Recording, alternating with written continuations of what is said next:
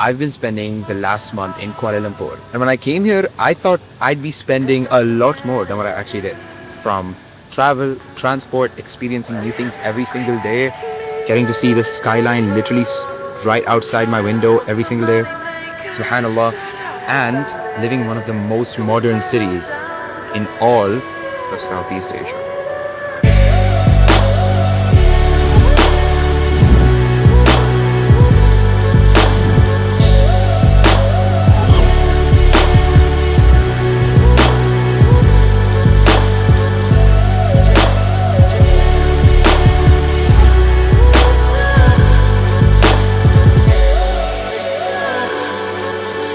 The only justifiable name that I can give KL is a New York City for Muslims. In this video, I'm going to be breaking down exactly how much I spent and whether I recommend you should come here or no. And honestly, to sum it up for you in a quick sentence, I would say that if you're someone who's on a budget, KL is the place to be. And you will not believe how inexpensive it can be.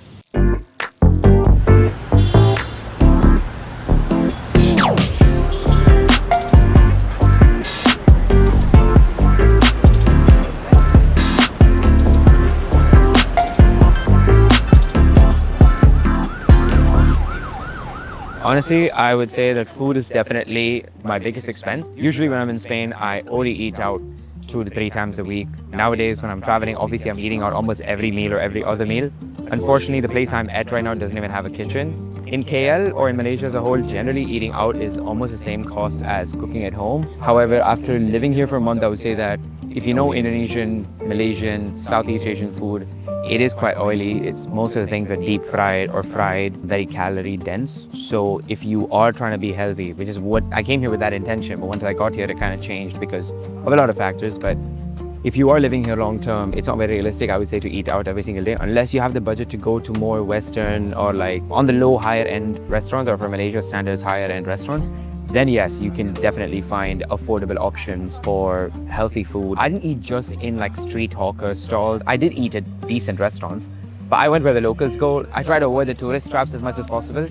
Yes, I did go for a few of the more viral or like really trendy restaurants and food experiences and cafes and so on. But apart from that, I tried to keep it mostly to local, real food that the locals love eating. For me, I just went all out and immersed myself in the Malaysian cuisine. And Malaysia in itself has 3 dominant cuisines. They have the Malays, the Chinese, and they have the Indians.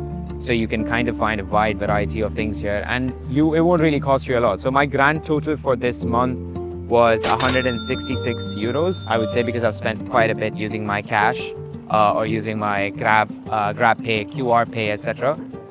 That would bring the grand total for 30 days to around 200 euros, which I think is good because initially I came with higher expectations. I thought I'd have to spend much more, but Alhamdulillah, I only ended up spending around 200 euros for food. That is eating out 3 times a day, almost every single day. Rarely ate at home or rarely skipped a meal. However, if I was to move here, I'd probably just eat 2 to 3 times a week outside because of how unhealthy the food can be. The food is amazing, but it definitely gets unhealthy, so you gotta be careful.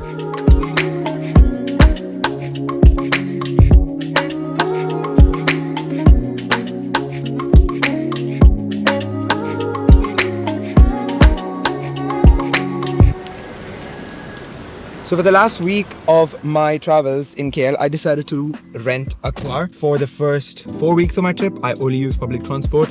Most of the time, LRT, MRT, which are the main lines that you can use here. There's also a bus. If you're moving here, I would say that you have to kind of get a car at some point or rent a car. But if you're just coming here for a trip for a few days, few weeks, it's okay. But if you're coming for 4 weeks or more, I would say that at least for a week, rent a car so that you can go see things that are outside KL, which includes, I did hikes, waterfalls, different experiences. I would say that it's definitely very worth it to rent a car because I paid around 50 euros for a week. If you're confident in your driving, you should be fine. But in terms of how much I spent for public transport and this, if I'm putting it down for the month, I topped up my Touch and Go, which is a card you use to tap in, tap out wherever you want to use public transport, and even tolls. I topped up, I'd say, around 150 ringgit for the whole 3 weeks. But speaking about the city, let me tell you how I socialized.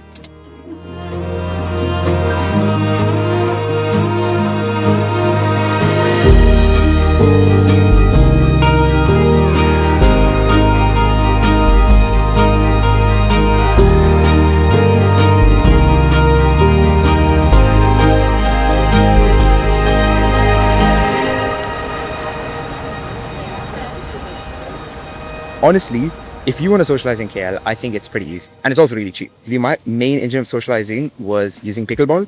I played pickleball almost every single day, 15 times over the last 30 days. And I met so many incredible people. And one of my friends from pickleball is the one who rented me the car for an insane price. But pickleball really opened a lot of doors for me. On another hand, another thing that really helped me was also just going to things like Kopi and board games nights, where you basically drink coffee and play board games and network with people. That costed like 25-30 ringgit. To be very honest with you, I would say that KL is an absolutely fantastic place to socialize. That is because people are very friendly by nature. So if you want to go up to someone, if you just introduce yourself, whatever, 9 out of 10 times you will get a response. The locals are very inviting, very homely, very accepting. As for other ways that I socialize, or second category of my socialization, it was obviously events and activities that were paid. So I went for a few board game nights. I went for some hikes, run clubs, etc., which costed between 10 to 30, 40 ringgit per session. I found these events on meetup.com, eventbrite.com, and finding these events really opened my social circle here. I was able to basically meet a lot of locals and foreigners and people passing by. I also managed to join some very important WhatsApp groups. I'm going to link them all down below so that you can join them and go for events with these WhatsApp groups, because people just randomly come up with events. They're like, hey, I'm doing, this day, I'm posting this workshop at that, a hike, and you even learn this skill with me. Or sometimes people just message saying, oh, I'm not doing anything, does anyone want to grab dinner? And you just end up meeting people. There are sometimes 1,000 people in these group chats, so they're really active. My two favorite ones are the Social Adventure Club, which is hosted by Cappy Crew, and the second one is Malaysia Backpackers / Malaysia Travelers, where you can find a lot more people who are traveling.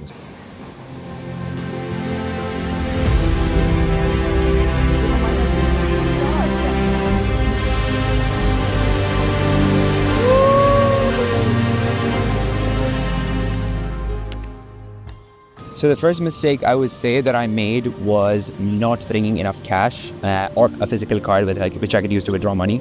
I left my card back home with my dad. I also didn't bring a lot of cash, so I burned through it pretty quickly. I had to keep using my card, which is fine normally because I use Revolut, which literally allows you to pay worldwide for no forex fees. So it's amazing. However, as advanced Malaysia actually is, if you want to eat at hawker stalls, if you want to buy stuff from flea markets, you kind of have to pay cash or QR. QR code doesn't work for us foreigners because we don't obviously have a bank account here. GrabPay is the only way that we can pay with QR. However, for me, my personal experience has been horrible. Grab support was not good. They never replied to me. I never got to verify my account and send any money except to businesses, so I couldn't basically use it for the smaller hawker stalls and stuff. So like usually tonight, I'm trying to eat at a street market, but I don't have any cash on me. So the only way for me to eat is to go to a restaurant, which obviously adds up in the cost. And also I want to experience the true Southeast Asian night markets, which I to this day couldn't because of this one problem or one mistake that I made. Unfortunately, my KL trip is coming to an end. It is the end of this beautiful chapter. I'm excited to come back. I know I will. Honestly, I see myself moving here inshallah, but it's time for the final breakdown of how much I spent. So my grand total was 500 euros, give or take. You can make it a maximum 550 euros for the entire month. This includes everything as I broke down in this video. I would say that it's more than enough to live a generous, wealthy, or like luxurious style kind of lifestyle. Alhamdulillah, it's a great place, especially if you can earn in euros while you're here. I continued to work when I was here. I worked on my agency, I worked on my personal brand. I also worked like a web or remote job that I have back in Spain. And that's how I funded this, or else I obviously wouldn't be able to. I'm making a short series on Instagram and TikTok as to how I actually fund my travels. So if you haven't checked out my Instagram already, stay tuned. You're definitely going to need to see that series. So I talk about exactly how I travel as a 19-year-old without the help of my parents, financially speaking. Honestly, the one lesson that I learned from this trip is that you can go anywhere and live on a low budget. Like as long as you live the right way, or as long as you go where the locals go, as long as you're willing to adjust a little bit depending on where you are, you can live on literally any budget that you decide for yourself. When I came here, when I was doing my planning, so if you want the full breakdown, spreadsheets, receipts, screenshots, everything that I spent so that you can mimic exactly where I went and do what I did, comment down below and I'll send it over to you personally. Until the next time, inshallah KLs will be back soon. Assalamu alaikum.